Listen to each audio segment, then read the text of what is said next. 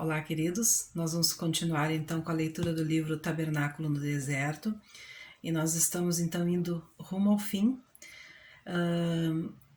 Hoje nós vamos estar lendo o capítulo que fala sobre o propiciário.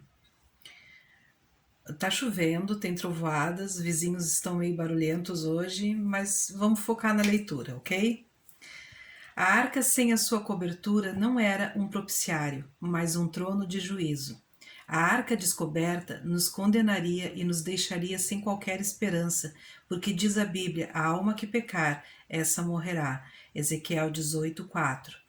Não haveria misericórdia. Tiago 2,10 nos revela, porque qualquer que guardar toda a lei e tropeçar em um só ponto tornou-se culpado de todos.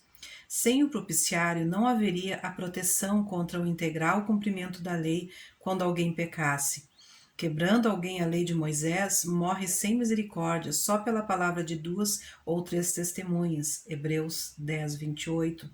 O escritor aos Hebreus continua no versículo 29, dizendo: de quanto maior castigo cuidais vós, será julgado merecedor aquele que pisar o Filho de Deus e tiver profanado o sangue do testamento, com que foi santificado, e fizer agravo ao Espírito da graça? Pense nas sérias consequências que advirão àquele que tomar de modo liviano estas previsões sagradas do Senhor. O povo de Bet-Semes aprendeu essa lição de maneira trágica, quando vemos em 1 Samuel 6,19, os filisteus haviam tomado a arca de Israel durante a batalha. No entanto, experimentaram apenas tragédias e problemas enquanto não a devolveram. Puseram a arca sobre a carroça puxada por 2 vacas, cujos bezerros deixaram presos no curral. As vacas se encaminharam diretamente para Bet-Semes. Quando os habitantes daquela cidade viram aquilo, se alegraram e usaram a madeira da carroça como lenha e sacrificaram as vacas ao Senhor em holocausto. Na alegria exacerbada do momento, alguém destampou a arca do Senhor e muitos morreram por ter olhado para dentro dela.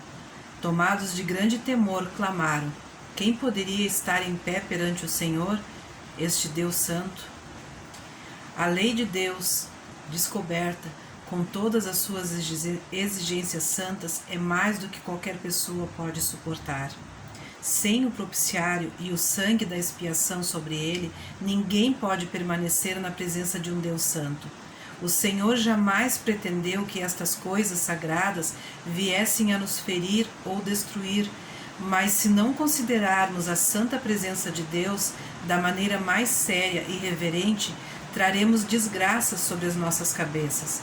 Antes do profeta Isaías ter uma visão da santidade de Deus, ele não sabia o quanto seus lábios eram sujos e impuros. Após a purificação deles, o Senhor perguntou: a quem enviarei e quem há de ir?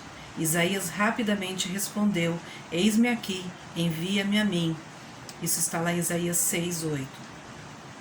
Visto que temos um grande sumo sacerdote, Jesus, Filho de Deus, que penetrou nos céus, retenhamos firmemente a nossa confissão, porque não temos um sumo sacerdote que não possa compadecer-se das nossas fraquezas, porém um que, como nós, em tudo foi tentado, mas sem pecado.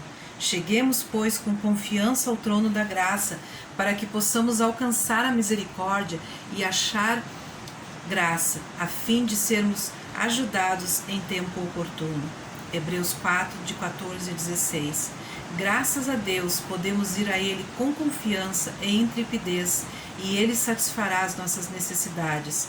Aqui no Santo dos Santos não havia castiçal para iluminar o aposento, nem havia tampouco janela ou qualquer outro meio de transmitir luz. Ainda assim, este lugar não era escuro e triste. Aqui estava a mais gloriosa presença de Deus. Ele habitava entre os querubins, e como Deus é luz, o lugar teria de ser sem sombras ou escuridão. A respeito desse lugar, disse Deus a Moisés: ali eu me avistarei e comungarei contigo. Tal era o lugar ao qual se referia o autor da Epístola aos Hebreus, que mencionei em um capítulo anterior, a qual temos como âncora da alma segura e firme e que penetra até o interior do véu. Hebreus 6,19. Ao entrar neste local sagrado, sob o mérito do sangue de Jesus, encontra-se a amizade e a comunhão com Deus como jamais se experimentou. É mais forte do que o perdão do pecado no altar de bronze, ou da purificação na pia, ou mesmo cear com ele à mesa dos pães da proposição. Sim, isto é até mais do que orar no Espírito perante o altar de incenso.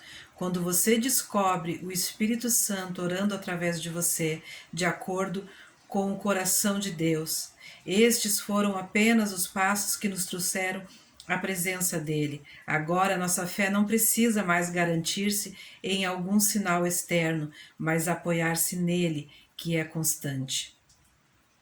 Eis o lugar onde podemos repousar nossa cabeça cansada e confusa no peito de Jesus e, por assim dizer, escutar-lhe os batimentos do seu coração. Aqui há descanso completo. Portanto, resta ainda um repouso para o povo de Deus, porque aquele que entrou no seu repouso, ele próprio repousou de suas obras, como Deus das suas.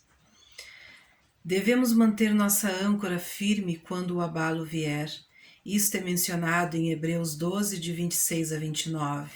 A voz do qual moveu então a terra, mas agora anunciou, dizendo: ainda uma vez comoverei não só a terra, senão também o céu. E esta palavra, ainda uma vez, mostra a mudança das coisas móveis como coisas feitas, para que as imóveis permaneçam. Pelo que, tendo recebido um reino que não pode ser abalado, retenhamos a graça, pela qual sirvamos a Deus agradavelmente, com reverência e piedade, porque o nosso Deus é um fogo consumidor. Deus irá abalar tudo o que pode ser abalado, para que aquilo que não pode ser abalado permaneça, a qual temos como âncora da alma segura e firme e que penetra até o interior do véu. Hebreus 6,19. Aqui haverá garantia e segurança. Esta é a paz de Deus. Eis aqui uma percepção mais completa do que significa a santidade de Deus. No primeiro encontro de Moisés com o Senhor, junto à sarça ardente, ele escondeu a face e descalçou-se quando ouviu as ordens do Senhor. Mais tarde, quando recebeu os 10 mandamentos, ele retornou com o rosto resplandecendo a glória de Deus. Quando Deus mostrou a Daniel o que ele faria ao seu povo, ele caiu como morto diante de Deus. Em Pátimos, quando João viu a Jesus glorificado, caiu aos pés dele como morto. Será que posso afirmar ter estado em sua presença e continuar sem uma profunda e duradoura impressão em meu ser? O convite ainda é válido e ele espera ali. Ele continua a dizer: ali me avistarei e comungarei contigo. Esta é a verdadeira amizade com ele. Você não o ouve dizer: entre e descanse um pouco? Aqui no propiciário fica um querubim de cada lado, com as asas estendidas e seus rostos voltados para a cobertura da arca, como se em reverência e maravilhados. Era aqui o lugar onde Deus iria habitar e encontrar-se com Israel, e aqui ele ainda estava ao tempo do rei Ezequias. Ouçamos sua oração. Ó Senhor dos exércitos, Deus de Israel, que habitas entre os querubins, tu és o Deus, tu somente, de todos os reinos da terra, tu fizeste os céus e a terra. Isaías 37:16. Estes querubins com os rostos voltados para o propiciário nos fazem ver que até mesmo os anjos estão constantemente pasmos com a graça de Deus para com o homem pecador. Que fiquem para sempre pasmos quando virem o número incontável dos redimidos, e quando os 24 anciões depositarem suas coroas diante do trono, proclamando: Digno és, Senhor, de receber glória e honra e poder, porque tu criaste todas as coisas e por tua vontade são e foram criadas. Apocalipse 4:11. Aqui a questão do nosso pecado é resolvida para sempre. Nisto está a caridade, não em que nós tenhamos amado a Deus, mas em que Ele nos amou a nós e enviou seu Filho para propiciação pelos nossos pecados. A palavra propiciação significa reaver a favor de Deus.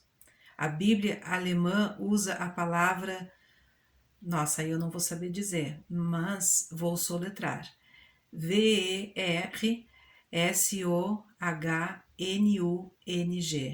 ou seja, reconciliar. Jesus, o reconciliador, cumpre as justas exigências de um Deus justo. Não se trata aqui de aplacar um Deus vingador, porém satisfazer a justiça de um Deus santo, e desse modo tornar possível a ele mostrar misericórdia e desse modo tornar possível a ele mostrar misericórdia com justiça. E ele é a propiciação pelos nossos pecados, e não somente pelos nossos, mas também pelos de todo mundo. 1 João 2:2. E é pelo sangue expiatório de Jesus que Deus pode perdoar o pecador e ainda assim honrar a sua lei. Sua misericórdia e sua justiça estão reconciliadas. Amém. Então, ficamos por aqui. E o próximo capítulo, então, nós vamos estar encerrando o livro. Espero que vocês possam acompanhar até o final, porque este estudo devocional sobre o tabernáculo no deserto realmente traz muitas preciosidades da palavra do Senhor. Fiquem com Deus.